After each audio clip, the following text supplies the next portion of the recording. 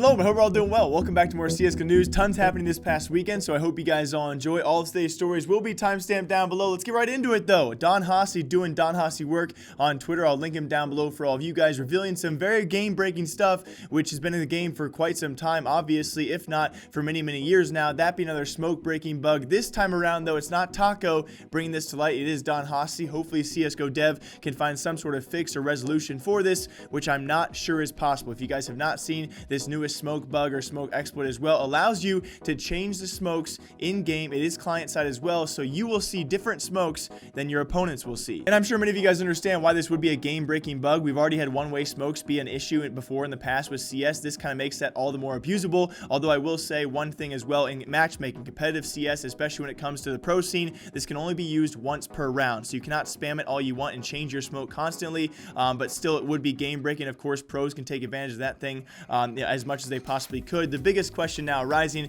and things we will never know about this, because smokes and this kind of thing is actually client side, so we're not going to know what individual players or teams are seeing and what individual players or teams have actually abused this for quite some time or knew about this. We will never know. Of course, the first allegations are Astralis knew about this. Astralis has been using this for months and months and months, and now that this coming out, it's going to be a fair advantage for all teams to know about it, but still it creates a huge issue with this being you can use it once per round, and when you hop into a server, the smoke that you get is not the same smoke that someone else might get or see as well, which is pretty game breaking, as you guys probably can tell. So the question is, this is no longer a smoke radar bind, the simple fix of a bind key as well. Of course, Taco called that out back in February, and Valve did a great job fixing it within 24 hours. This is not the same thing. Smokes are a very complicated game breaking thing that could be breaking other things if they try and fix this as well, and it could stretch back years and years as to this bug being in the game, but now only being discovered as of the last few days. And so can they actually fix this sometime soon or before the next major is an entirely different question, because if they do try to do that, we have seen in the past when they try and fix these more complicated issues, other things can become very apparent, as most developers out there do know. So can Valve fix this sometime soon in the future is the biggest question. Can other teams now abuse this because it's been brought to light? Of course, we're going to find that out as well. I'm really thankful that it's actually come to light as well, because we don't know what teams knew about this before, but some game-breaking bugs are certainly still out there. Can Valve respond like they did to Taco?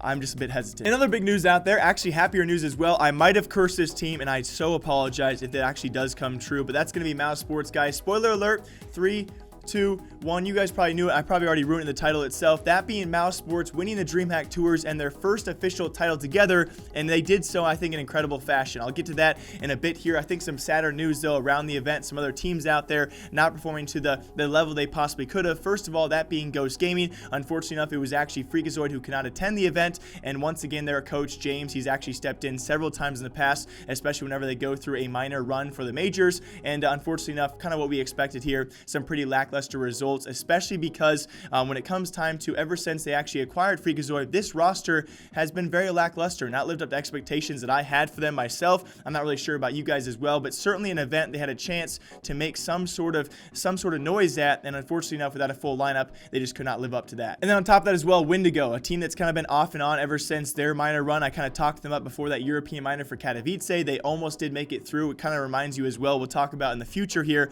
as we approach our next Berlin major. All of these teams, or a lot of these teams that were actually at the DreamHack event this past weekend, will compete once again in a couple months or less than that for that major run again. So kind of crazy to see how close a lot of these teams are. Wendigo being one of them, a team that you're never going to know what Wendigo you get, right? We saw them at WESG take some great wins there and actually win the event itself, and ever since then, kind of a valiance, right? They kind of lingered back and forth. You're never really sure if you're going to get the top tier Wendigo or maybe what we saw this past weekend. Either way, though, they were there, unfortunately enough to not make playoffs this time around, but still a team in very much contention for that European minor run. Alongside that, of course, going into Mousesports, and their day one was very shaky. A first opening loss, or not an opening loss, but their second match was actually a loss to Valiance, not even very close whatsoever, and I was a bit worried about that. But once they made it out of the group stage as well, they did not drop a single map besides that loss to Valiance, and they did so, I would say, looking pretty impressive. Now, there were a few stretches where you thought, okay, Valiance is going to turn this around, a few stretches for Team Valiance, and of course, a few positive pauses by Mousesports. It was great to see, though, whatever was said there. I don't know if it was Kerrigan or just a team turnaround altogether. Whatever was said, it did certainly work, as Mousesports do take your title against Valiance. And I would say, not dropping a single map, they look very convincing against a Vanguard. You got to remember, though, a Vanguard still has their technical stand-in Sanji, although they've had him for quite some time now. So is he still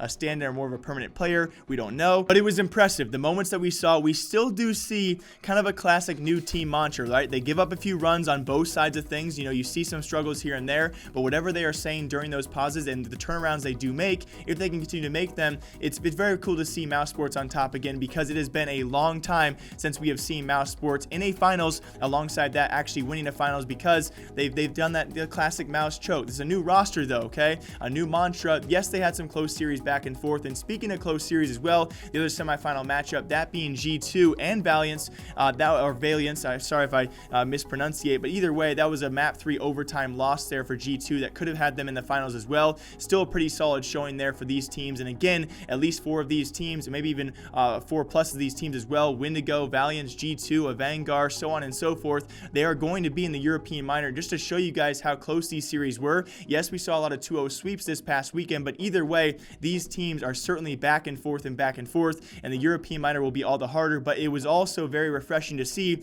a brand new Mousesports lineup take their first title together and hopefully carry this momentum forward. And big shouts to Woxic as well as Rops doing Rops things. Definitely 2 of your standout players this past weekend for Mousesports as they take their first official title together under a new lineup. And very lastly, in 3 short CSGO news stories for all of you guys, it will be Sprout's alleged new roster brought to us by Zeus's Instagram story. It could be Keto from Epsilon to join that roster. I would say of all the German talent out there, this should be a pretty decent pickup. Now, I will say as well, I was never fully proven by Dennis's ability on this roster, although a huge loss chemistry-wise, especially with how good Sprout's been doing over the past month or two. I would still say a pretty big hit, but this could be a very good signing for the team. If Keto does fit in chemistry-wise, this could be a very solid signing. And then you, of course, have to question, though, his move from Epsilon, who is obviously of the same tier of a team like Sprout. Same success-wise over the past month and a half. Pretty close, I would say. They've been at a few of the same tournaments as well, but Sprout kind of edged them out here and there. So I will say an improvement for both Keto and, of course, the Sprout roster if he fits in very well. And then you obviously have the sad story of we have that ever-going tier list of every feed team out there who has to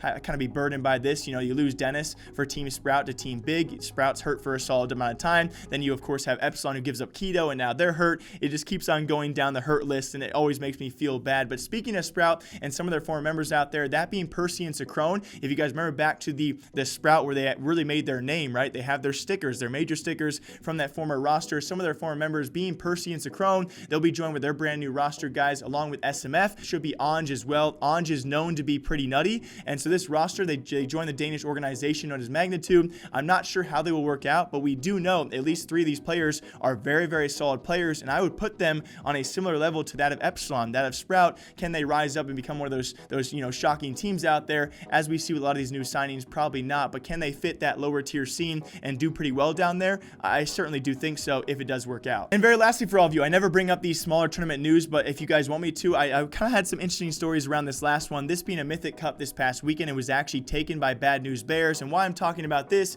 is because their stand-in Ye has been doing very well over the past month and a half, actually standing for teams out there. They win in the finals for Mythic Cup 2 against Singularity, but they do so, in fact, with RZU, one of their members, going 3-24, and Ye dropping a 40 bomb. I don't think I've ever, if you guys can correct me if I'm wrong, at least this is, of course, very, very small title here, but I've never seen a tournament like this where someone can actually win with one of their members going 3-24. And Ye as well, of course, the main story here, looking incredible. If you guys have not seen him over the past month or so, he, of course, is Bad News Bears' newest member, and he's also stood in for Ince as well, and did very well for Ince when he stood in for there. Apparently, whether he speaks Portuguese or whatever they speak, or if they were just kind of translating for him, either way, he has had some very good stand-in performances here, and I don't know whether he has chemistry issues with Complexity or why they're not signing him, but some team, based off his results so far, should arguably give this guy a shot. He's been looking very good. And yes, it's a lower tier tournament. It's a lower tier event as well. But either way, Ye has been bouncing from team to team and looking very solid as per usual. As always, hope you guys all enjoy. My name is Jake. I am super tired today. I might be getting sick, but we must push through because tomorrow I have a very, very solid story for you guys, if not 2 videos, and I cannot wait to upload them for all of you guys. Thank you all for the comments over the weekend. It was crazy. I cannot reply to all of them. I woke up to a text from my team leader. He said, Jake, we have 200 comments. And I was like, scary. So thank you guys all so much who leave the likes in the comments. I really do appreciate you guys who like these videos and esports news. I've been loving it so much, and I will see you guys back here tomorrow with some other great news. Until then, take care of yourselves, drink water, okay?